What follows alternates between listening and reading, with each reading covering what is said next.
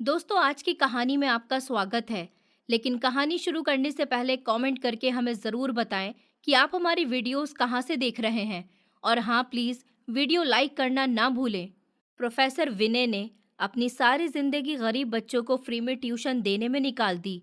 Retirement के बाद वो गरीब बच्चों को ट्यूशन पढ़ाया करते थे। लेकिन जब बुढ़ापे में वो कैंसर जैसी बीमारी के शिकार हो गए, तो उनके अपने बच्चों ने भी उनसे मुंह मोड़ लिया।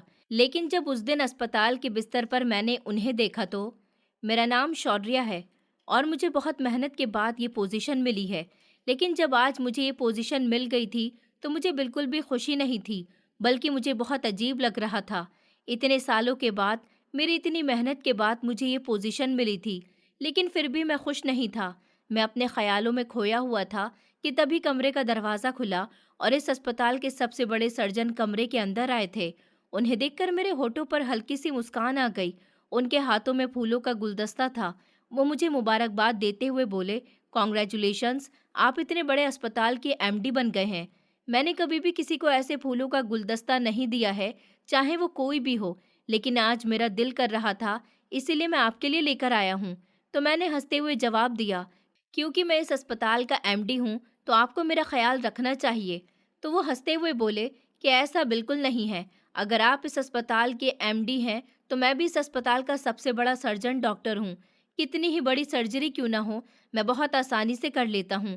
लास्ट में जब केस बहुत बिगड़ जाता है, तब मुझे ही बुलाया जाता है और मैं सब कुछ अच्छे से हैंडल कर लेता हूँ और पेशेंट की जान बचा लेता हूँ। मैं यहाँ पर इसीलिए आया हूँ ताकि हम अच्छे दोस्त बन सकें। आपसे पहले जो इस पोस्ट पर थे, उनसे मेरी बहुत अच्छी दोस्ती थी।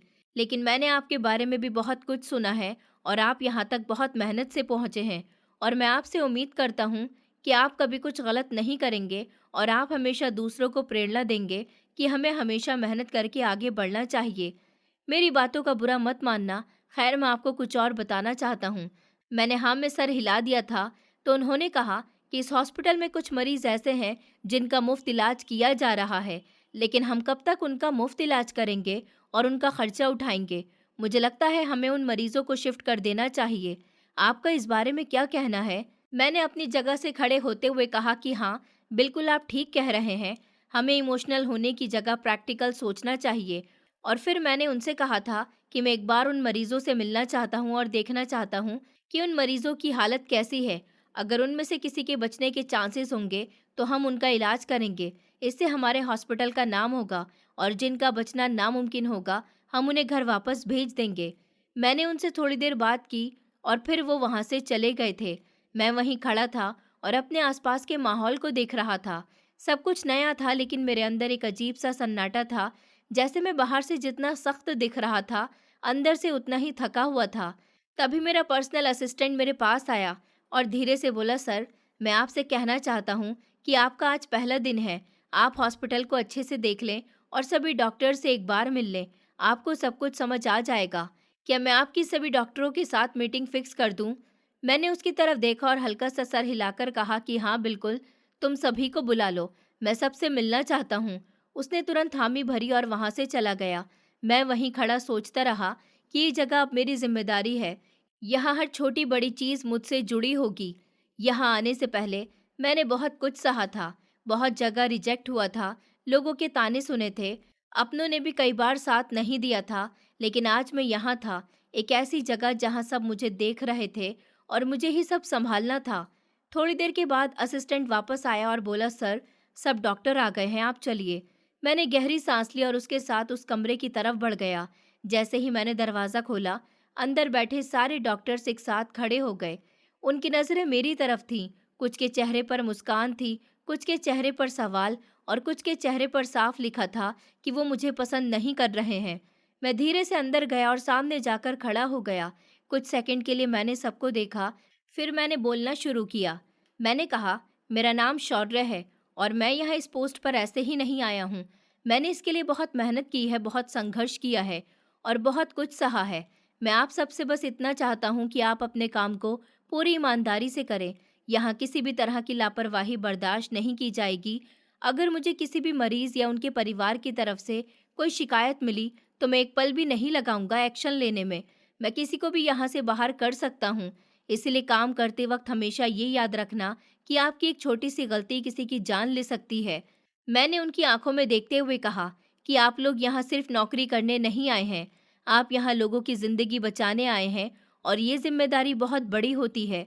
मैंने आगे कहा कि आप किसी भी मरीज या उनके घर वालों के साथ बदतमीजी नहीं करेंगे, चाहे वो अमीर हो या गरीब, सब बराबर हैं और यहाँ कोई भी अपने जानने वाले के लिए कोई खास सुविधा नहीं देगा।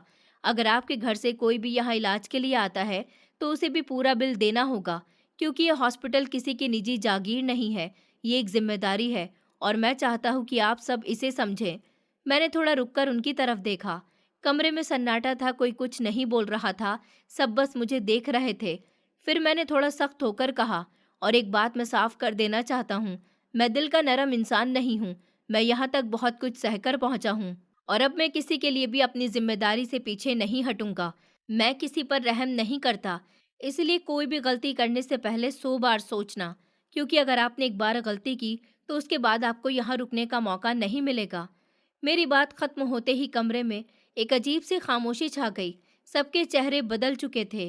कुछ लोग नीचे देखने लगे, कुछ एक दूसरे को देखने लगे और कुछ मुझे ऐसे देख रहे थे जैसे मैं कोई बहुत सख्त इंसान हूँ। मुझे उनके चेहरों से साफ समझ आ रहा था कि मैं उन्हें पसंद नहीं आया हूँ, लेकिन मुझे उससे कोई फर्क नहीं पड़ता था। मैंने अपनी पूरी जिंदगी में ये सीखा था कि अगर आपको आगे बढ़ना है तो लोगों की पसंद नापसंद के बारे में सोचकर नहीं चल सकते। आपको बस सही करना होता है, चाहे लोग आपको समझे या ना समझे। मैं वहां खड़ा सबको देख रहा था और वो सब मुझे ऐसे देख रहे थे जैसे मेरे बारे में कुछ सोच रहे हों। शायद वो मुझे घमंडी समझ रहे थे, शायद उन्हें लग रहा था कि मैं बहुत ज्यादा सख्त हूँ, लेकिन उन्हें ये नहीं पता था कि इस सख्ती के पीछे कितनी कहानी छुपी है, कितनी रातें हैं जब मैंने बिना सोए गुजारी हैं, कितने दिन हैं जब मेरे पास खाने तक के पैसे नहीं थे और कितनी बार मैंने खुद को टूटने से रोका है। मैं वहां से मुड़ा और बिना कुछ बोले कमरे से बाहर निकल गया। मेरे पीछे सबकी नजरें थीं, लेकिन मैंने पीछे मुड़कर नहीं देखा। मेरे कदम सीधे मेरे केबिन की तरफ बढ़ रहे थे और मेरे दिमाग में सिर्फ एक ही बात थी कि अब मुझे इस जगह को संभालना है, चाहे इसके लिए मुझे कितना भी सख्त क्यों ना बनना पड़े। मैं अपने केबिन में जाकर कुर्सी पर बैठ गया और आंखें बंद कर लीं। कुछ पल के लिए मैंने खुद को शांत किया, लेकिन अंदर कहीं ना कहीं मुझे ये एहसास था कि ये शुरुआत आसान नहीं होने वाली है। ये लोग मुझे आसानी से स्वीकार नहीं करेंगे। मुझे हर दिन खुद को साबित करना पड़ेगा और शायद यही मेरी असली परीक्षा है। तभी मेरे केबिन का दरवाज़ा धीरे से खुला और मेरा असिस्टेंट अंदर आया। उसने धीरे से कहा, सर, अगर आपको ठीक लगे तो आप हॉस्पिटल का राउंड ले लें, आपको सब कुछ समझने में आसानी होगी। मैंने आंखें खोली और उसकी तरफ देखा, फिर धीरे से सर हिलाया और खड़ा हो गया, क्योंकि मुझे पता था कि अब सिर्फ बातों से नहीं, काम से दिखाना होगा कि मैं यहाँ क्यों हूँ और मैं क्या कर सकता हूँ। और जैसे ही मैं केबिन से बाहर निकला, मुझे लगा जैसे ये जगह अब मुझे परखने के लिए तैयार खड़ी है और मैं भी तैयार था हर उस नज़र का सामना करने के लिए जो मुझ पर उठने वाली थी। मैं हॉस्पिटल का राउंड लेने के लिए बाहर निकल ही रहा था कि तभी मेरे फ़ोन की घंटी बजी। मैंने जैसे ही स्क्रीन देखी तो दिल एक पल के लिए रुक सा गया, क्योंकि कॉल घर से थी। मैंने बिना देर किए तुरंत कॉल उठा ली और जैसे ही फ़ोन कान से लगाया, दूसरी तरफ से माँ की टूटी हुई आवाज़ सुनाई दी।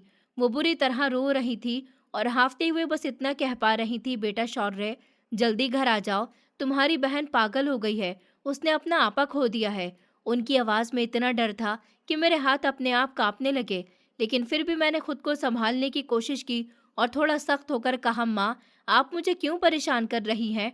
आप डॉक्टर को फ़ोन कीजिए, वो आकर उसे देख लेंगे। मैं इस वक्त अपनी ड्यूटी पर हूँ और आज मेरा पहला दिन है। आपको पता तो है ना। मैंने ये बात जैसे ही कही, उधर से माँ और ज़ोर से रोने लगी और बोली, तुम कैसी बातें कर रहे हो? तुम्हारी बहन हाथ में छुरी लेकर बैठी है, वो अपनी नस काटने वाली है। अगर उसे कुछ हो गया तो मैं क्या करूँगी? तुम अभी के अभी घर आ जाओ। उनकी ये बात सुनते ही जैसे मेरे पैरों तले ज़मीन खिसक गई। मेरे दिमाग में एकदम से सन्नाटा छा गया और दिल इतनी तेज़ धड़कने लगा जैसे सीने से बाहर निकल आएगा। मैं कुछ सेकंड के लिए वहीं खड़ा रह गया। मुझे समझ ही नहीं आया कि मैं क्या करूं, लेकिन अगले ही पल मैं बिना कुछ सोचे भागता हुआ पार्किंग की तरफ गया। मेरे कदम इतने तेज थे कि मुझे खुद एहसास नहीं हो रहा था कि मैं कैसे दौड़ रहा हूँ। मेरे दिमाग में बस मेरी बहन का चेहरा घूम रहा था, उसका डर, उसका रोना, उसका वो मासूम चेहरा जो धीरे धीरे इन सालों में कहीं खो गया था। वो बचपन से ही थोड़ी अलग थी, ज़्यादा बोलती नहीं थी, अपने में ही रहती थी और जैसे-जैसे वो बड़ी होती गई, वो और ज़्यादा चुप होती चली गई। फिर एक समय ऐसा आया जब उसने लोगों से मिलना-जुलना लगभग बंद कर दिया और अब उसकी हालत इतनी ख़राब हो गई थी कि वो खुद को नुकसान पहुंचाने लगी थी। ये सब सोचकर मेरे अंदर डर और गुस्सा दोनों एक साथ उठ रहे थे। मैं जैसे ही पार्किंग एरिया में पहुंचा तो वहां एक सफ़ेद गाड़ी आकर रुकी और उसमें से किसी को उतारा जा रहा था। मैंने बस एक नज़र उस तरफ डाली और मेरे कदम अपने आप रुक गए। वो चेहरा मैं कभी नहीं भूल सकता था। वो प्रोफेसर विनय थे। उन्हें देखकर मेरे अंदर जैसे आग लग गई। उनकी हालत बहुत ख़राब थी। वो बहुत ही कमज़ोर दिख रहे थे। उनके चेहरे पर दर्द साफ नज़र आ रहा था, लेकिन मेरे दिल में उनके लिए ज़रा भी रहम नहीं था, क्योंकि वो वही इंसान थे जिन्होंने मेरी ज़िंदगी को एक अलग ही रास्ते पर धकेल दिया था, जिनकी वजह से मैंने अपने अंदर के जज्बात मार दिए थे और ख़ुद को इतना सख्त बना लिया था कि अब किसी के दर्द से फ़र्क ही नहीं पड़ता था। एक पल के लिए मेरा मन हुआ कि मैं उनके पास जाऊं, उनसे पूछूं कि अब कैसा लग रहा है, लेकिन उसी वक्त माँ की आवाज़ मेरे कानों में गूंज गई और मुझे याद आ गया कि इस वक्त सबसे ज़रूरी क्या है। मैंने तुरंत अपना फ़ोन निकाला और अपने असिस्टेंट को मैसेज किया कि अगर कोई विनय नाम का आदमी एडमिट हो तो मुझे तुरंत बताना। इतना लिखकर मैंने फ़ोन जेब में रखा और बिना पीछे देखे अपनी गाड़ी में बैठ गया। मैंने गाड़ी स्टार्ट की और पूरी स्पीड से घर की तरफ निकल पड़ा। रास्ते भर मेरा दिल जोर जोर से धड़क रहा था। हर सिग्नल, हर मोड़ मुझे रोकता हुआ सा लग रहा था। मुझे बस जल्दी से जल्दी घर पहुंचना था। मेरे दिमाग में बार बार एक ही बात आ रही थी कि कहीं देर ना हो जाए, कहीं मैं देर से ना पहुंच जाऊं। जैसे ही मैं घर पहुंचा, मैंने गाड़ी को जल्दी से पार किया और बिना दरवाज़ा ठीक से बंद किए ही अंदर भागा। जैसे ही मैं हॉल में पहुंचा, मेरी आंखों के सामने जो था उसने मुझे अंदर तक हिला दिया। मेरी बहन सोफे पर बैठी थी। उसके हाथ में सच में एक छुरी थी और वो उसे अपने हाथ की नस के पास ले जा रही थी। माँ उसके सामने हाथ जोड़कर खड़ी थी और रोते हुए उससे कह रही थी कि बेटा, ऐसा मत करो, ऊपर वाले के लिए ऐसा मत करो। मेरी आवाज़ सुनते ही वो थोड़ी रुकी, लेकिन अभी भी उसके हाथ कांप रहे थे। पापा थोड़ी दूरी पर खड़े थे। उनके चेहरे पर डर साफ दिख रहा था और घर का नौकर भी एक कोने में खड़ा सब देख रहा था। कोई भी उसके पास जाने की हिम्मत नहीं कर पा रहा था, क्योंकि सब जानते थे कि अगर कोई भी थोड़ा सा भी आगे बढ़ा तो वो खुद को चोट पहुंचा देगी। सब बस मेरा ही इंतजार कर रहे थे। मैं धीरे धीरे उसके करीब गया और सख्त आवाज में कहा, अपने हाथ से छुरी नीचे रखो और मुझे बताओ ये सब कब तक चलेगा। मेरी आवाज सुनते ही वो एकदम से चौंक गई। उसने मुझे देखा और उसकी आंखों में डर आ गया, जैसे उसे यकीन नहीं हो रहा हो कि मैं आ गया हूँ। वो धीरे धीरे खड़ी हुई और उसके हाथ से छुरी नीचे गिर गई, जैसे उसके अंदर की ताकत खत्म हो गई हो। कमरे में एकदम सन्नाटा छा गया। मैं उसके बिल्कुल सामने खड़ा था। मैंने उसकी आंखों में देखा, वो रो रही थी, लेकिन कुछ बोल नहीं पा रही थी। मैंने थोड़ी नरमी से कहा, आखिर तुम चाहती क्या हो? क्यों खुद को इस हालत में ला रही हो? क्या मिलेगा तुम्हें इससे? तुम सोचती हो कि इससे सब ठीक हो जाएगा? नहीं, इससे सब और बिगड़ेगा। मेरी आवाज़ अब उतनी सख्त नहीं थी। उसमें एक भाई का डर था, उसका दर्द था। वो मुझे देखती रही और फिर अचानक जोर जोर से रोने लगी। उसने मेरे हाथ पकड़ लिए और कांपती हुई आवाज में बोली, भैया, मुझे समझ नहीं आता मेरे साथ क्या हो रहा है। मेरे दिमाग में बहुत शोर होता है। मैं खुद को रोक नहीं पाती। मुझे बहुत डर लगता है। मैं खुद से ही डरने लगी हूँ। उसके ये शब्द सुनकर मेरा दिल टूट गया। मैंने उसे तुरंत अपनी तरफ खींच लिया और उसे कसकर गले लगा लिया। वो मेरे सीने से लगकर रोती रही और मैं उसके सर पर हाथ फेरता रहा। माँ भी पास आ गई और हम तीनों एक दूसरे से लिपट कर खड़े थे। उस पल घर का माहौल धीरे धीरे शांत होने लगा, लेकिन मेरे अंदर का तूफान अभी भी खत्म नहीं हुआ था। मैं समझ गया था कि अब ये सिर्फ गुस्से या जिद की बात नहीं रही।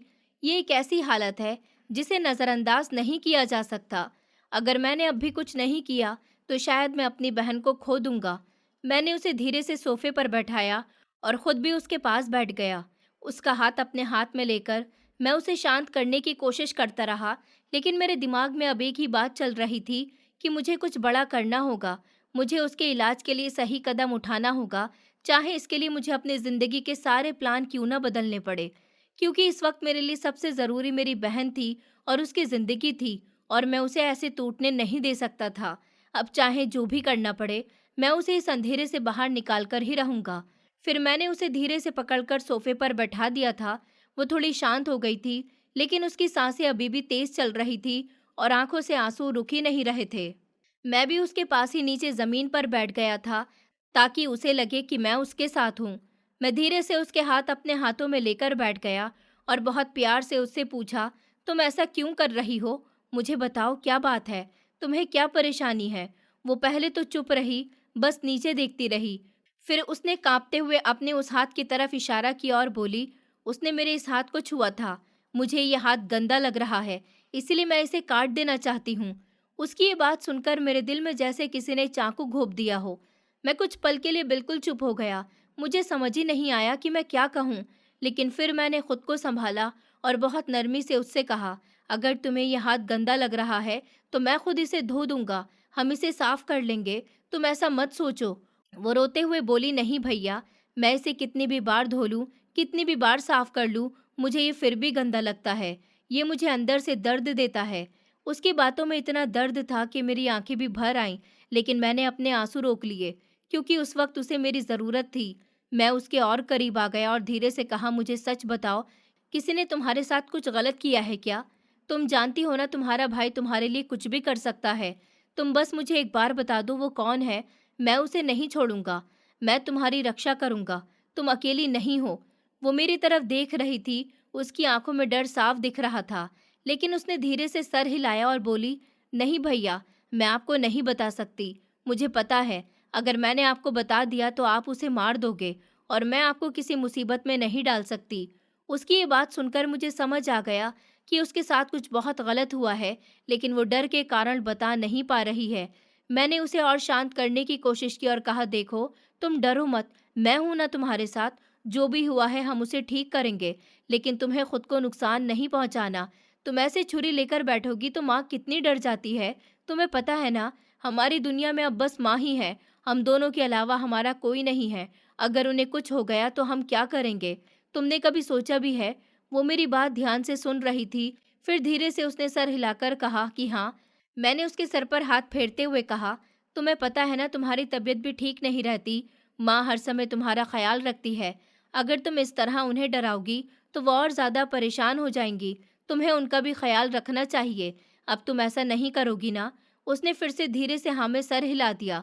वो मेरी बात मानती थी, हमेशा मानती थी, लेकिन उसकी जो टूटी फूटी बातें थी वो मुझे पूरी तरह समझ नहीं आती थी। पर उसके पीछे जो दर्द था वो मुझे साफ दिख रहा था और वही मुझे अंदर से तोड़ रहा था। मैं उसे ऐसे नहीं देख सकता था। मैंने कई बार उससे पूछा था कि उसके साथ क्या हुआ है, लेकिन हर बार वो चुप हो जाती थी या बात बदल देती थी। लेकिन इस बार मैंने ठान लिया था कि मैं सच्चाई जानकर ही रहूंगा। मैंने उसका हाथ अपने सर पर रखा और उससे कहा, देखो, मैं तुम्हारा बड़ा भाई हूँ, तुम मुझ पर भरोसा कर सकती हो। मेरे सर पर हाथ रखकर बताओ, वो कौन है जिसने तुम्हारे साथ ये सब किया है? मैं उसे सजा दिलाकर रहूंगा। लेकिन वो फिर से डर गई। उसकी आंखों से आंसू बहने लगे और उसने सर हिलाते हुए कहा, नहीं भैया, मैं आपको नहीं बताऊंगी। मैं नहीं चाहती कि आपको कुछ हो। और इतना कहकर वो उठी और रोते हुए अपने कमरे की तरफ भाग गई। मैं वहीं बैठा रह गया, उसके जाते हुए कदमों को देखता हुआ। मेरे अंदर गुस्सा भी था, दर्द भी था और एक बेचैनी भी थी कि आखिर वो कौन है जिसने मेरी बहन को इस हालत में पहुंचा दिया और मैं ये सब जानकर भी कुछ नहीं कर पा रहा हूँ। उस पल मैंने मन ही मन ठान लिया कि चाहे कुछ भी हो जाए, मैं सच का पता लगाकर रहूंगा, क्योंकि अब ये सिर्फ मेरी बहन की बात नहीं थी, ये मेरे अस्तित्व की बात थी, मेरे अपने खून की बात थी और मैं उसे ऐसे टूटने नहीं दूंगा, चाहे मुझे किसी भी हद तक क्यों न जाना पड़े। मेरी बहन जैसे ही कमरे के अंदर गई, घर का माहौल अचानक बदल गया। जैसे अभी थोड़ी देर पहले जो हलचल थी, जो आवाजें थी, वो सब एकदम से कहीं खो गई हूँ। मैं वहीं खड़ा रह गया था और मुझे समझ नहीं आ रहा था कि अब क्या करूं। तभी मैंने देखा कि मेरी माँ धीरे धीरे मेरी तरफ आ रही है। उनका चेहरा पूरी तरह आंसुओं से भीगा हुआ था, उनकी आंखें सूज चुकी थी और उनमें इतना दर्द था कि मैं उनसे नजर नहीं मिला पा रहा था। जैसे ही वो मेरे पास आई, उन्होंने मेरा हाथ पकड़ लिया और अचानक से वो जोर जोर से रोने लगी। उनका रोना सिर्फ आवाज नहीं था, वो उनके अंदर के डर और दर्द का सबूत था। उन्होंने कांपती हुई आवाज में कहा, कुछ करो शौर्य, मैं अपने बच्ची को इस हालत में नहीं देख सकती। मैं उसे खो नहीं सकती। अगर उसने मुझे छोड़ दिया तो मेरा क्या होगा? मैं उसके बिना नहीं जी पाऊंगी। उनकी बात सुनकर मेरे अंदर भी एक अजीब सा डर जाग गया, लेकिन मैंने खुद को संभालते हुए धीरे से कहा, आप हिम्मत रखिए, इस तरह की बातें मत करिए, अभी हमें मजबूत रहना होगा। आपको पता है ना, वो इस वक्त ठीक नहीं है, उसका दिमाग बहुत परेशान है। वो अंदर ही अंदर कुछ ऐसी बातों में उलझी हुई है जो उसे तोड़ रही हैं। हमें उसे समझना होगा, उसे समय देना होगा। आप उसके पास बैठिए, उससे प्यार से बात करिए, उससे पूछिए कि रात को क्या हुआ था। वो जो भी बात है वही उसे खा रही है।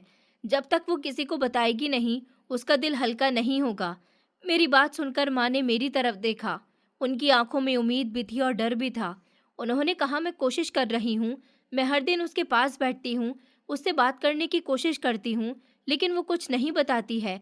वो बस चुप रहती है या फिर अचानक गुस्सा करने लगती है, और कभी कभी वो ऐसी बातें कहती है जिससे मैं डर जाती हूँ। वो खुद को नुकसान पहुँचाने की बात करती है। मैं बहुत डर गई हूँ बेटा, तुम कुछ करो, मेरी बेटी को बचा लो। अगर उसने सच में कुछ कर लिया तो मैं जिंदा नहीं रह पाऊंगी। उनकी ये बात सुनकर मेरे दिल की धड़कनें तेज हो गईं, लेकिन मैंने उसे छुपाते हुए कहा कि आप ऐसा मत सोचिए, वो कुछ नहीं करेगी, हम उसे संभाल लेंगे। लेकिन उसी वक्त मेरे मुंह से एक ऐसी बात निकल गई जो शायद मुझे नहीं करनी चाहिए थी। मैंने कहा कि मैं नहीं चाहता कि ऐसा कुछ हो जिससे हमारी बदनामी हो। लोग क्या कहेंगे, वो उसे ताने देंगे और हमारे बारे में भी बातें बनाएंगे। मेरी ये बात सुनकर माँ अचानक चुप हो गई। उन्होंने धीरे से मेरा हाथ छोड़ दिया और वो एक कदम पीछे हट गईं। उनके चेहरे पर अब सिर्फ दुख नहीं था, बल्कि एक गहरी चोट थी, जैसे मैंने उन्हें अंदर से तोड़ दिया हो। उन्होंने मुझे देखा और बहुत धीमी आवाज में कहा, अगर उस दिन सच में कुछ हो गया तो तुम क्या करोगे? क्या उस दिन भी तुम अपनी इज्जत के बारे में ही सोचोगे? क्या उस दिन भी तुम अकेले रह जाओगे? उनकी ये बात मेरे दिल में चुभ गई, लेकिन मैंने फिर भी खुद को नहीं बदला और कहा कि हाँ, मैं अकेला रह लूंगा। मेरे लिए मेरी इज्जत बहुत ज़रूरी है। शायद मेरी ये बात सुनकर उनका दिल पूरी तरह से टूट गया था। उन्होंने कुछ नहीं कहा और चुपचाप वहाँ से चली गईं। मैं कुछ देर तक वहीं खड़ा रहा, फिर मैंने घर से बाहर निकलने का फैसला किया और बिना पीछे देखे बाहर आ गया। मेरे कदम अपने आप हॉस्पिटल की तरफ बढ़ रहे थे, लेकिन मेरा दिमाग अभी भी घर में ही अटका हुआ था।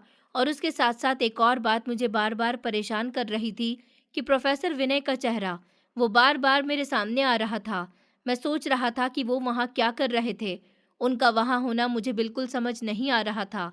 मैं चलते चलते अपना फ़ोन देखने लगा, तभी मुझे अपने असिस्टेंट का मैसेज दिखा। उसमें लिखा था कि सर, आपके जाने के बाद एक विनय नाम का मरीज़ आया है, उसे कैंसर है और वो आखिरी हालत में है। उसकी उम्र 60 साल से ज़्यादा है। ये पढ़ते ही मैं रुक गया। मेरे हाथ हल्के से काँपने लगे, क्योंकि जो मैंने देखा था और जो अब सुन रहा था, वो दोनों एक जैसे थे। मुझे अपनी आँखों पर भरोसा था, लेकिन फिर भी मैंने दोबारा अपने असिस्टेंट को मैसेज करके पूछा, और जब उसने वही बात फिर से बताई तो मैं अंदर से हिल गया। मेरे दिमाग में एक ही सवाल घूम रहा था कि क्या सच में किसी की बद्दुआ सच हो सकती है, कि ये सब बस एक इत्तेफाक है या इसके पीछे कुछ और है। मैं इन सब बातों में इतना उलझ गया था कि मुझे कुछ भी समझ नहीं आ रहा था कि मैं क्या कर रहा हूँ।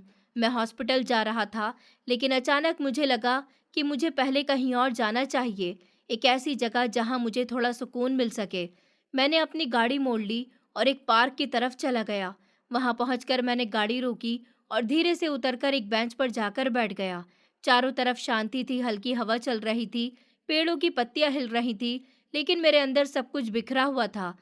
मैं कुछ देर तक चुपचाप बैठा रहा और फिर अचानक मेरी आंखों से आंसू निकलने लगे और मैं रोने लगा। पहले धीरे और फिर जोर जोर से, जैसे मेरे अंदर जो कुछ भी जमा था वो सब बाहर आ रहा हो। मैं खुद से ही कह रहा था कि ये सब झूठ है। ये झूठ है कि मुझे किसी के दर्द से फर्क नहीं पड़ता। ये झूठ है कि मुझे अपनी माँ और बहन की हालत देखकर दुख नहीं होता। सच तो ये है कि मैं अंदर से बहुत डर गया हूँ। मैं टूट रहा हूँ, लेकिन मैं दिखावा कर रहा हूँ कि मैं मजबूत हूँ, क्योंकि मुझे हमेशा से यही सिखाया गया कि अपने दर्द को छुपाओ और मजबूत बनो। लेकिन आज मुझे लग रहा था कि अब मैं और नहीं छुपा सकता। मैं अपनी माँ के आंसू नहीं भूल पा रहा था। मैं अपनी बहन का वो चेहरा नहीं भूल पा रहा था, जो डर और दर्द से भरा हुआ था। और मैं खुद को बार बार यही समझाने की कोशिश कर रहा था कि सब ठीक हो जाएगा, लेकिन अंदर से मुझे भी डर लग रहा था कि कहीं सच में कुछ बुरा ना हो जाए। मैं काफ़ी देर तक वहाँ बैठा रोता रहा, जब तक मेरी सांसें भारी नहीं हो गईं और मेरी आंखें थक नहीं गईं। उस वक्त मुझे पहली बार एहसास हुआ कि मैं जितना खुद को मजबूत समझता था, उतना हूँ नहीं। मैं भी इंसान हूँ, मुझे भी दर्द होता है, मुझे भी किसी की ज़रूरत है जो मुझे समझे और जो मेरे साथ खड़ा रहे, जो मुझे ये कहे कि सब ठीक हो जाएगा। लेकिन उस वक्त वहाँ कोई नहीं था। मैं पूरी तरह अकेला था और यही बात मुझे सबसे ज़्यादा तकलीफ दे रही थी, क्योंकि कभी-कभी इंसान के पास सब कुछ होने के बाद भी वो अंदर से खाली महसूस करता है। और उस वक्त मैं बिल्कुल वैसा ही महसूस कर रहा था, जैसे मेरे अंदर कुछ भी नहीं बचा। बस एक सन्नाटा, एक डर और एक ऐसा दर्द जो मैं किसी को बता भी नहीं सकता था। और शायद यही मेरी सबसे बड़ी कमज़ोरी थी कि मैं अपने जज़्बातों को छुपाकर खुद को मज़बूत दिखाने की कोशिश करता रहा। लेकिन सच ये था कि मैं अंदर से टूट रहा था और मुझे खुद भी नहीं पता था कि मैं कब तक ऐसे खुद को सँभाल पाऊँगा। और उस शाम का वो समय मेरी ज़िंदगी का ऐसा पल बन गया था, जिसे मैं चाहकर भी कभी भूल नहीं पाऊँगा। क्योंकि उस दिन पहली बार मुझे अपने ही दिल की सच्चाई से सामना हुआ था और पहली बार मैंने महसूस किया था कि दर्द को दबाने से वो ख़त्म नहीं होता, बल्कि और गहरा हो जाता है। और शायद अब वक़्त आ गया था कि मैं अपने आप से सच बोलूँ और अपने अंदर के उस डर को स्वीकार करूँ, जो मुझे हर पल खा रहा था। मैं पार्क की उस बेंच पर बैठा हुआ था और धीरे-धीरे मेरा मन जैसे कहीं पीछे जाने लगा था, जैसे मैं अपने ही ख़्यालों में खोता जा रहा था और देखते ही देखते मैं कुछ साल पीछे पहुँच गया था। उस वक़्त की तरफ जब सब कुछ ठीक था, जब ज़िंदगी इतनी उलझी हुई नहीं थी, जब घर में हँसी थी, सुकून था और सबसे बड़ी बात मेरे पिताजी थे, वो हमारे साथ थे। मेरे पिताजी एक बहुत ही बड़े बिज़नेसमैन थे और हमारे पास तब किसी चीज़ की कमी नहीं थी। घर बड़ा था, गाड़ियाँ थी, नौकर थे, हर वो चीज़ थी जो एक अच्छे जीवन के लिए चाहिए होती है। लेकिन इन सबसे ज़्यादा जो चीज़ सबसे कीमती थी, वो थी हमारे परिवार का साथ और प्यार। मुझे आज भी वो दिन बहुत साफ याद है, जब मैं अपने पिताजी के साथ एक सरकारी स्कूल गया था। वो वहाँ डोनेशन देने गए थे। मैं उस दिन उनके साथ बस यूं ही चला गया था, लेकिन मुझे बिल्कुल भी अंदाज़ा नहीं था कि वो दिन मेरी ज़िंदगी में इतना बड़ा असर छोड़ जाएगा। जैसे ही हम स्कूल पहुँचे, मैंने चारों तरफ देखना शुरू किया। वो स्कूल हमारे स्कूल से बहुत अलग था। दीवारों पर पेंट उखड़ा हुआ था, बच्चे साधारण कपड़ों में थे। कुछ के पास सही किताबें भी नहीं थी, लेकिन फिर भी वहाँ एक अलग सी सच्चाई थी, एक सादगी थी, जो मुझे अंदर तक छू रही थी। मेरे पिताजी प्रिंसिपल के कमरे में चले गए और मैं बाहर घूमने लगा था। मुझे हर चीज़ देखने का मन कर रहा था। मैं धीरे-धीरे चलते हुए क्लास के पास पहुंचा और अंदर झांक कर देखने लगा। वहां जो मैंने देखा, उसने मुझे रोक लिया। उस क्लास में एक टीचर बच्चों को पढ़ा रहे थे, लेकिन वो पढ़ाने का तरीका बहुत अलग था।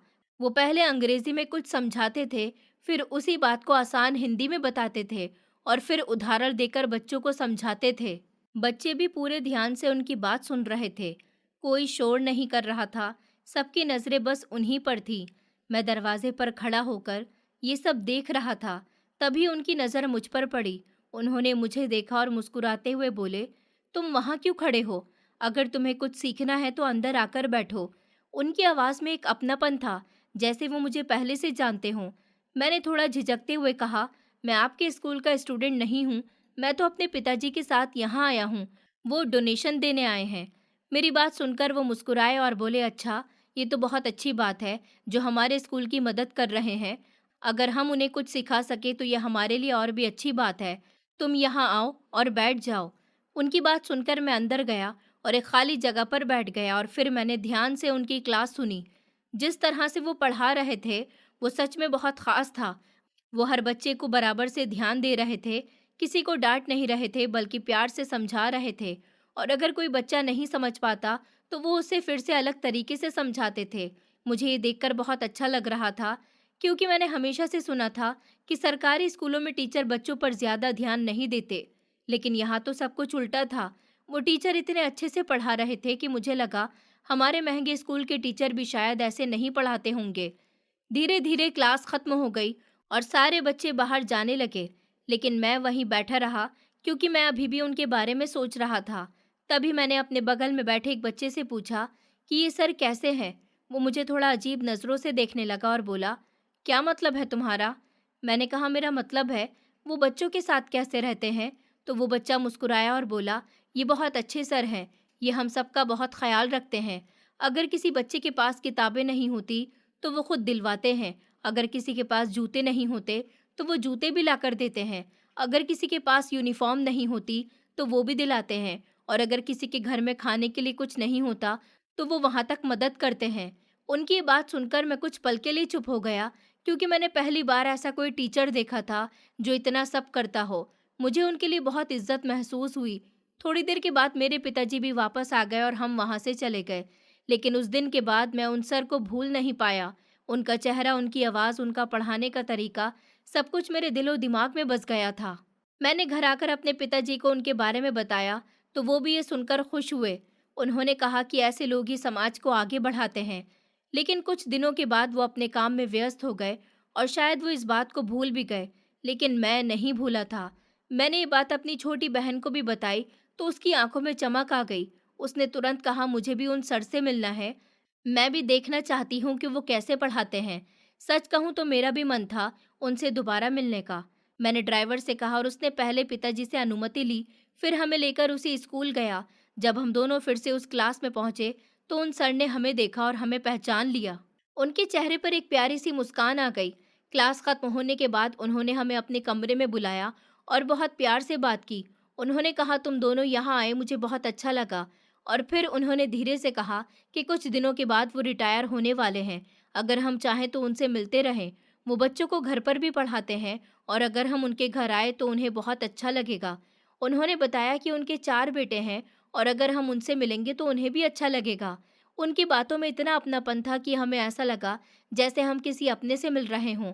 उस दिन जब हम वहाँ से लौटे तो मेरे दिल में एक अलग सी खुशी थी और मुझे नहीं पता था कि वही इंसान आगे चलकर मेरी ज़िंदगी की कहानी का इतना अहम हिस्सा बन जाएगा। फिर हम दोनों वहाँ से घर वापस आ गए थे। रास्ते भर और मेरी बहन उसी सर के बारे में बात कर रहे थे। उसे तो बस उनसे मिलकर बहुत खुशी हो रही थी और वो बार-बार कह रही थी कि उसे उनके पास पढ़ना है। वहीं मैं भी अंदर से यही चाहता था, लेकिन मैं थोड़ा शांत था क्योंकि मैं चीज़ों को थोड़ा सोच समझकर आगे बढ़ने वाला इंसान था। घर पहुंचकर मैंने अपने पिताजी से इस बारे में बात की और उनसे पूछा कि क्या हम उन सर के पास ट्यूशन पढ़ने जा सकते हैं। पिताजी ने पहले तो थोड़ा सोचा, लेकिन फिर उन्होंने हामी भर दी और कहा कि अगर तुम्हें वहाँ अच्छा लगता है और पढ़ाई में फ़ायदा है तो तुम जा सकते हो। उनकी बात सुनकर हम दोनों बहन भाई बहुत खुश हो गए थे। अगले दिन शाम को मैं और मेरी बहन अच्छे से तैयार होकर उनके घर गए थे। उनका घर स्कूल के पास ही एक सादे से इलाके में था। घर बहुत बड़ा नहीं था, लेकिन साफ सुथरा और सुकून देने वाला था। वहाँ कुछ बच्चे पहले से बैठे हुए थे और वो उन्हें पढ़ा रहे थे। मैंने ये देखकर हैरानी और खुशी दोनों महसूस की कि वो बच्चों को फ्री में पढ़ा रहे थे, खासकर उन बच्चों को जिनके पास पैसे नहीं थे। उस वक्त मेरे मन में उनके लिए और भी ज़्यादा इज्जत बढ़ गई थी। मुझे लगा कि सच में ये इंसान बहुत अलग है, बहुत अच्छा है। मैं उनके चारों बेटों से भी मिला था, लेकिन न जाने क्यों मुझे उनमें से कोई भी पसंद नहीं आया। उनके चेहरे पर कुछ ऐसा था जो मुझे ठीक नहीं लग रहा था। जैसे वो अंदर से वैसे नहीं हैं, जैसे बाहर से दिखते हैं।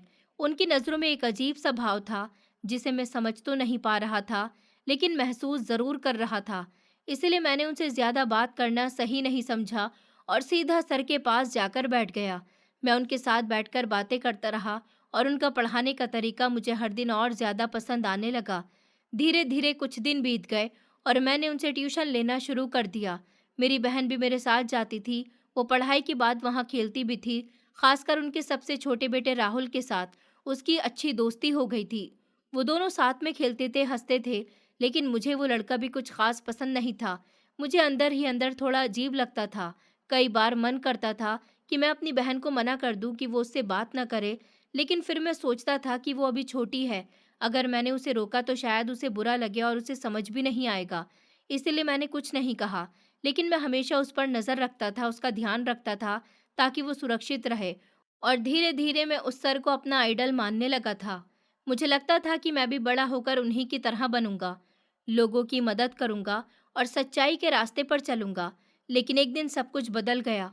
उस दिन मैं बिना बताए उनके घर चला गया था। मुझे लगा था कि उनसे मिलकर बात करूंगा, लेकिन जैसे ही मैं अंदर गया तो मैंने कुछ ऐसा देखा जिसने मुझे अंदर से हिलाकर रख दिया। वहाँ का माहौल बिल्कुल अलग था। वो सुकून नहीं था जो पहले होता था। मैं धीरे से अंदर बढ़ा और जैसे ही मैंने हॉल की तरफ कदम रखा, मैंने देखा कि सर एक छोटी सी बच्ची के साथ जबरदस्ती करने की कोशिश कर रहे थे। वो बच्ची डरी हुई थी और खुद को छुड़ाने की कोशिश कर रही थी। ये देखकर मेरे पैरों तले जमीन खिसक गई। कुछ पल के लिए मैं वहीं जम गया, लेकिन फिर अचानक मेरे अंदर गुस्सा और डर दोनों एक साथ उमड़ पड़े। मैं तुरंत उनके पास गया और उस बच्ची को उनसे अलग किया। मेरा हाथ गुस्से में उनके ऊपर उठ गया था। मैं उन्हें मार देना चाहता था, लेकिन मैंने खुद को रोक लिया क्योंकि उस वक्त उस बच्ची को संभालना ज़्यादा ज़रूरी था। वो बच्ची रो रही थी, काँप रही थी। मैंने उसे सहारा दिया और उसे बाहर लेकर आया। हम उसे गाड़ी तक लेकर गए। मैंने उसे बिठाया, उसका हाथ पकड़ा और उसे शांत करने की कोशिश की। मैंने उससे धीरे से पूछा, तुम्हारा नाम क्या है? उसने रोते हुए कहा, उसका नाम काव्या है। वो बार-बार कह रही थी कि उसने कभी नहीं सोचा था कि उसके साथ ऐसा होगा। वो बहुत डर गई थी और बस अपने घर जाना चाहती थी। मैंने उसे पानी पिलाया और उसे समझाया कि अब वो सुरक्षित है। फिर मैं उसे उसके घर छोड़ने चला गया। रास्ते भर वो चुप रही और रोती रही और मैं खुद अंदर से टूटता जा रहा था। जब मैंने उसे उसके घर छोड़ा, तो मेरे दिमाग में सिर्फ एक ही बात चल रही थी कि अब मुझे वापस जाकर उनसे पूछना चाहिए कि उन्होंने ऐसा क्यों किया। लेकिन मेरे अंदर इतनी हिम्मत नहीं थी। मैं उस घर के पास भी नहीं जाना चाहता था। मैं सीधा अपने घर आ गया और उस दिन के बाद 1 हफ्ते तक मैं उनसे मिलने नहीं गया। लेकिन मेरा दिमाग हर वक्त उसी बात में उलझा रहता था। मैं बार-बार यही सोचता था कि कोई इंसान इतना कैसे गिर सकता है, जो सामने इतना अच्छा बनता है, जो बच्चों की मदद करता है, जो सबके लिए एक मिसाल लगता है, उसकी असली सच्चाई इतनी गंदी कैसे हो सकती है? मैं इस बात को समझ ही नहीं पा रहा था और यही सोच-सोच कर मैं अंदर से बीमार होने लगा था। मेरा मन किसी काम में नहीं लगता था, मैं बस चुप रहता था और उसी घटना को याद करता रहता था। उस इंसान की तस्वीर जो मैंने अपने मन में बनाई थी, वो पूरी तरह टूट चुकी थी और अब उसकी जगह एक डर और घिन ने ले ली थी। मुझे खुद से भी गुस्सा आ रहा था कि मैंने उसे अपना आइडियल क्यों माना। एक दिन मैंने तय किया कि मुझे उससे बात करनी ही होगी। मुझे जवाब चाहिए था। मैं ये जानना चाहता था कि उसने ऐसा क्यों किया। इसलिए मैं फिर से उसके घर गया। लेकिन इस बार जब मैं वहाँ पहुँचा तो मुझे अंदर जाने नहीं दिया गया। मैंने बहुत कहा कि मुझे उनसे मिलना है, मुझे उनसे बात करनी है, लेकिन किसी ने मेरी बात नहीं सुनी। मैं बार-बार दरवाजे पर खड़ा होकर यही कहता रहा कि मुझे बस एक बार उनसे मिलने दिया जाए, मुझे उनसे कुछ पूछना है। लेकिन मेरी बात अनसुनी कर दी गई और मैं वहीं खड़ा रह गया। मेरे अंदर गुस्सा भी था, दर्द भी था और एक अधूरा-सा सवाल भी, जो मुझे अंदर ही अंदर खाए जा रहा था। मैंने बहुत कोशिश की थी, मैंने बार-बार दरवाजे पर खड़े होकर उनसे मिलने की गुज़ारिश की थी, लेकिन हर बार मुझे यही जवाब मिला कि सर किसी से नहीं मिलना चाहते और आखिर में खुद उन्होंने भी मना कर दिया था। उस दिन मैं बहुत भारी दिल लेकर वापस घर आ गया था। उसके बाद कुछ दिन ऐसे ही गुजरते रहे। मैं बाहर से बिल्कुल शांत था, लेकिन अंदर से जैसे सब कुछ टूट चुका था। मैं किसी से ज़्यादा बात नहीं करता था, बस अपने ख्यालों में खोया रहता था। फिर एक दिन मैं उसी लड़की के घर के पास से गुजर रहा था, तभी मैंने उसे देखा। वो घर के बाहर चुपचाप बैठी हुई थी, जैसे किसी गहरी सोच में डूबी हो। मैंने उसे देखा तो मेरे कदम अपने आप उसकी तरफ बढ़ गए। मैं उसके पास गया और धीरे से पूछा, तुम ठीक हो? उसने मेरी तरफ देखा और मुझे पहचान गई। उसके चेहरे पर हल्की सी हैरानी थी, लेकिन उसने खुद को संभालते हुए कहा कि हाँ, मैं ठीक हूँ। वो उठकर गेट के पास आ गई थी और मैं भी वहीं खड़ा हो गया था। मैंने उससे हालचाल पूछा और थोड़ी देर बात करने के बाद मैंने उससे उसका नंबर मांगा। पहले तो वो थोड़ी हिचकिचाई, लेकिन मैंने उसे समझाया कि मैं कोई गलत इंसान नहीं हूँ और अगर उसे कभी भी किसी चीज़ की ज़रूरत हो तो वो मुझे कॉल कर सकती है, इसलिए मैं उसका नंबर मांग रहा हूँ। मेरी बात सुनकर उसने थोड़ी देर सोचा और फिर अपना नंबर दे दिया। उस दिन के बाद धीरे धीरे हमारी बात होने लगी। पहले कभी कभी, फिर रोज़ हम दोनों एक दूसरे से बात करने लगे और न जाने कब वो मेरी ज़िंदगी का एक अहम हिस्सा बन गई। मैं उसे बहुत पसंद करने लगा था। उसकी आवाज़, उसकी बातें, उसका सीधा सा स्वभाव मुझे अंदर से सुकून देता था। मेरी पढ़ाई भी ख़त्म होने वाली थी और उसकी भी ग्रेजुएशन पूरी होने वाली थी। एक दिन मैंने हिम्मत करके उसे अपने दिल की बात बता दी। मैंने उससे शादी के लिए पूछा और कुछ पल चुप रहने के बाद उसने हाँ कह दिया। उस पल मुझे लगा जैसे मेरी ज़िंदगी में फिर से रोशनी आ गई हो। मैंने अपने मन में सब कुछ सोच लिया था कि आगे क्या करना है। मैं अपनी पढ़ाई पूरी करूँगा, फिर आगे मेडिकल की पढ़ाई करूँगा, डॉक्टर बनूँगा और फिर अपनी माँ से उसके लिए रिश्ता भेजूँगा। मैं एक साधारण लेकिन खुशहाल ज़िंदगी जीना चाहता था, जहाँ मेरा परिवार हो और वो हो, लेकिन किस्मत को शायद कुछ और ही मंज़ूर था। एक दिन अचानक मुझे खबर मिली कि काव्या ने अपनी जान दे दी है। ये सुनते ही मेरे पैरों तले ज़मीन खिसक गई। मुझे कुछ समझ ही नहीं आ रहा था कि ये कैसे हो सकता है? वो ऐसा कदम कैसे उठा सकती है? मैं पूरी तरह से टूट गया था। मेरे घर पुलिस भी आई। उन्होंने मुझसे बहुत सारे सवाल पूछे। मैं जितना जानता था मैंने उन्हें सब बताया। लेकिन जो बात मुझे बाद में पता चली, उसने मुझे अंदर से हिला दिया। मुझे पता चला कि उस प्रोफेसर ने काव्या के साथ बहुत गलत किया था।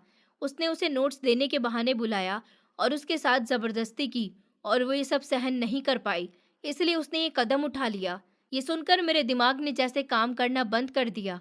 मुझे उस आदमी पर इतना गुस्सा आ रहा था कि मैं उसे मार देना चाहता था, लेकिन मेरे पास कोई सबूत नहीं था। मैं कुछ भी नहीं कर सकता था।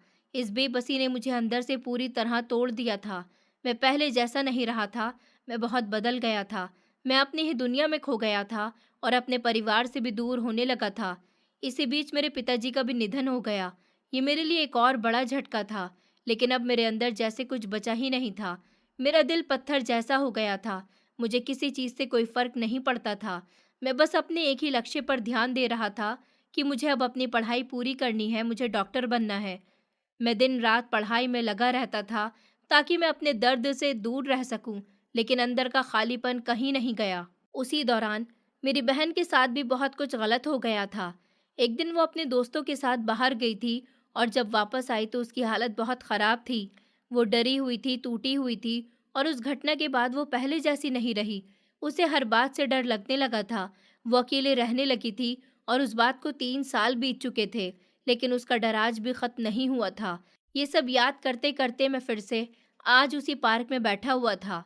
हवा का एक तेज़ झोंका आया और मैं जैसे अपने ख़यालों से बाहर आया। मैंने अपने आंसू पोंछे और धीरे से खड़ा हो गया। वो जगह मेरे लिए बहुत ख़ास थी। मैं अक्सर वहाँ आकर बैठता था।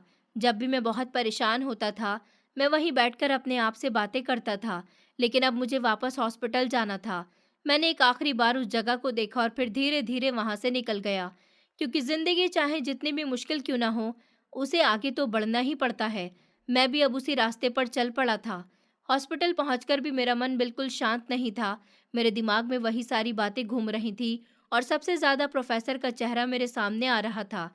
जैसे ही मैं अपने कमरे में गया, मैंने अपने असिस्टेंट को बुलाया और उससे प्रोफेसर के बारे में पूछा तो उसने मुझे जो बताया, उसे सुनकर मैं कुछ पल के लिए चुप रह गया। उसने कहा कि सर वो यहीं हॉस्पिटल में ही रहते हैं, अक्सर रात भी यहीं गुजारते हैं, उनका इलाज भी यहीं चल रहा है और अब वो बहुत कमज़ोर हो चुके हैं। उसने ये भी बताया कि वो एक समय में बहुत अच्छे इंसान थे, लेकिन आज उनके अपने ही चारों बेटों ने उनसे मुंह मोड़ लिया। कोई भी उनके साथ नहीं है। उन्होंने ज़िंदगी भर दूसरों के लिए बहुत कुछ किया, लेकिन आज जब उन्हें अपने लोगों की ज़रूरत थी, तो सबने उन्हें छोड़ दिया। उसकी बातें सुनकर मेरे अंदर एक अजीब-सी भावना उठी, लेकिन मैंने कुछ नहीं कहा और सीधे वहाँ से निकल गया। मैंने तय कर लिया था कि अब मुझे उनसे मिलना ही होगा। मैं धीरे-धीरे उनके कमरे की तरफ बढ़ा और जैसे ही मैंने दरवाज़ा खोला, तो वो मुझे देखकर हैरान रह गए। शायद उन्होंने कभी सोचा भी नहीं होगा कि मैं उनसे फिर से मिलूँगा। उन्होंने मुझे देखा और तुरंत अपने दोनों हाथ जोड़ लिए और रोने लगे। वो फूट-फूट कर रो रहे थे और मुझसे कहने लगे कि मुझे माफ़ कर दो, मुझसे बहुत बड़ी गलती हो गई। मैंने बहुत बड़ा पाप किया है। उनकी ये हालत देखकर मैं कुछ पल के लिए चुप रह गया, क्योंकि मैंने अभी तक उनसे कुछ कहा भी नहीं था और वो खुद ही सब कुछ कबूल करने लगे थे। वो मुझे अपने गुनाह के बारे में बताने लगे। वो कह रहे थे कि उन्होंने बहुत गलत किया है और अब उन्हें अपने हर एक कर्म का पछतावा हो रहा है। मैंने उन्हें देखा और मेरे अंदर गुस्सा फिर से जाग गया। मैंने उनसे कहा, अगर तुम्हें इतना ही पछतावा था, तो तुमने वो सब किया ही क्यों? तुमने मेरी ज़िंदगी से सब कुछ छीन लिया। उस दिन से मुझे तुमसे नफ़रत हो गई थी। मुझे लगता था जैसे तुमने मुझसे सब कुछ छीन लिया है और मैंने उसी दिन तय कर लिया था कि मैं तुमसे बदला ज़रूर लूँगा। मेरी बात सुनकर वो और ज़्यादा रोने लगे और उन्होंने जो अगली बात कही उसे सुनकर जैसे मेरे पैरों तले ज़मीन खिसक गई। उन्होंने कहा कि जो कुछ मेरी बहन के साथ हुआ, उसमें उनके अपने बेटों का हाथ था। उनके बेटों ने ही उसके साथ गलत किया था और वो उस वक्त कुछ नहीं कर पाए। वो ये सब बताते हुए खुद को कोस रहे थे, मुझे गालियाँ दे रहे थे, खुद को गालियाँ दे रहे थे, दोषी मान रहे थे। मैं ये सब सुनकर पूरी तरह हिल गया था। मेरा दिमाग काम करना बंद कर चुका था। जिस इंसान को मैंने कभी अपना आदर्श माना था, आज वही मेरी ज़िंदगी की सबसे बड़ी तबाही का कारण बन गया था। मेरी बहन और काव्या दोनों की ज़िंदगी बर्बाद हो गई थी और मैं कुछ नहीं कर पाया था। वो मेरे सामने रो रहे थे, मुझसे माफ़ी मांग रहे थे और उनके आंसू देखकर मुझे एक पल के लिए उन पर तरस भी आया, क्योंकि अब उनकी हालत ऐसी हो गई थी कि वो ज़्यादा समय तक जिंदा भी नहीं रहने वाले थे। शायद उन्हें अपने कर्मों की सज़ा मिल रही थी। मैंने गहरी सांस लिया और उनसे कहा कि मैं तुम्हें सज़ा नहीं दे सकता, लेकिन मैं तुम्हें माफ़ भी नहीं करूँगा और तुम्हारे बेटों को तो मैं बिल्कुल भी नहीं छोड़ूंगा। मैं उसे जेल भेजकर ही रहूंगा। मेरी बात सुनकर उन्होंने सर हिलाया और कहा कि वो मेरी मदद करेंगे, वो पुलिस के सामने सच बोलेंगे और अपने बेटे के खिलाफ गवाही देंगे। उनकी ये बात सुनकर मुझे थोड़ा सुकून मिला, क्योंकि अब मुझे लगा कि शायद मैं अपनी बहन को इंसाफ दिला पाऊंगा। मैं वहां से निकलकर सीधे घर गया और अपनी बहन से बात। उसने मुझे रोकने की कोशिश की। उसने कहा कि भैया रहने दो, अब ये सब मत करो। लेकिन मैंने उससे कहा कि अगर हम चुप रहेंगे तो ऐसे लोग और भी हिम्मत करेंगे और किसी और की जिंदगी बर्बाद करेंगे। मैं ये सब होने नहीं दूंगा। उसके बाद मैं पुलिस के पास गया और मैंने रिपोर्ट लिखवाई। प्रोफेसर ने भी अपने बेटे के खिलाफ बयान दिया। पुलिस ने उसे गिरफ्तार कर लिया और कुछ ही समय में उसने अपना गुनाह कबूल भी कर लिया। कुछ दिनों बाद ही प्रोफेसर की मौत हो गई। मुझे उनकी मौत का कोई दुख नहीं हुआ, क्योंकि मेरे दिल में उनके लिए सिर्फ नफरत बची थी। लेकिन एक बात ज़रूर थी कि उन्होंने आखिरी समय में सच बोलकर मेरी बहन के लिए इंसाफ का रास्ता आसान कर दिया। मैंने अपनी बहन का इलाज एक अच्छे अस्पताल में शुरू करवाया और धीरे धीरे वो ठीक होने लगी, क्योंकि अब उसे ये एहसास हो रहा था कि उसके साथ गलत करने वाले को सज़ा मिल रही है, और शायद यही उसके लिए सबसे बड़ी राहत थी। इस पूरी कहानी ने मुझे अंदर से पूरी तरह बदल दिया था। मैंने अपनी ज़िंदगी में एक बहुत बड़ी बात सीखी थी कि किसी पर भी आंख बंद करके भरोसा नहीं करना चाहिए। इंसान को ठोकर खाकर ही समझ आती है, और हर चमकती हुई चीज़ सोना नहीं होती। कुछ चीज़ें बाहर से जितनी अच्छी दिखती हैं, अंदर से उतनी ही खोखली और ख़तरनाक होती हैं। और अब मैं वो इंसान नहीं था जो पहले था। अब मैं ज़्यादा शांत था, ज़्यादा समझदार था, लेकिन अंदर से कहीं न कहीं अब भी टूटा हुआ था, और शायद ये टूटन अब ज़िंदगी भर मेरे साथ रहने वाली थी। दोस्तों, उम्मीद करती हूँ आपको हमारी कहानी पसंद आई होगी। कहानी पसंद आई है तो वीडियो को लाइक करें, चैनल पर नए हैं तो चैनल को सब्सक्राइब करें, और हाँ, नोटिफिकेशन बेल को ज़रूर दबाएं ताकि अगली अपडेट सबसे पहले आपको मिले।